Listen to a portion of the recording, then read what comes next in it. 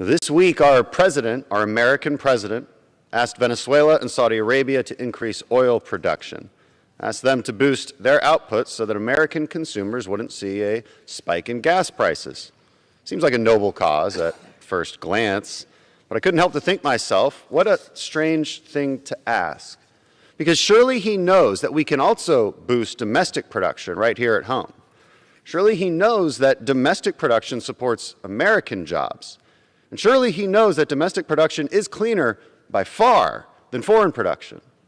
Far better for the environment than Venezuelan oil, unless that socialist dictator suddenly became a devout green energy disciple without any of us knowing it. Surely President Biden knows that energy demand doesn't just disappear because you tell middle-class Americans to go buy a Tesla. Surely he knows all of this, right? The answer is, of course, yes. He does know that. The entire Democrat Party knows this. It is impossible not to know these things because these things are cold, hard facts. They are indisputable. And those facts are simple and worth repeating. Number one, the world will demand at least 50% more energy in the next 50 years. That's a fact. Number two, the energy demanded will be reliable energy, electricity that turns on when you want it, heat that keeps you alive in the winter, and air conditioning that keeps you cool in the summer. Fact number three, solar and wind cannot and will not ever provide this reliable energy, no matter how often you worship and pray to the deities of wind turbines and solar panels, proudly made, of course, by the communist genocidal country of China. Fact number four, American production of oil and gas is far cleaner than any other country, except maybe Canada.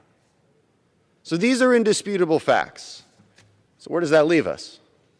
For anyone wise in the ways of common sense, it leads to one conclusion. It is in the American interest to pursue absolute American energy dominance.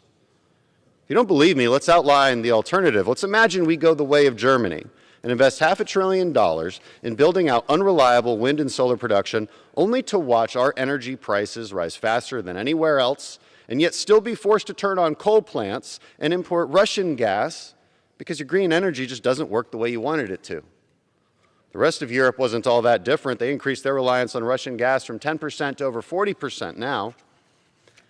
And I cannot help but notice that the Democrat Party seems intent on pursuing this very path, canceling leases and pipelines, increasing regulations, chastising our industry.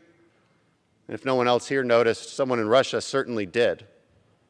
You fast forward to 2022, and Putin, with his newfound leverage over European energy supply, realizes it may just be the right time to exercise his imperialistic ambitions and retake the old Soviet territory of Ukraine, leaving thousands of innocents dead and a Western world order completely upended.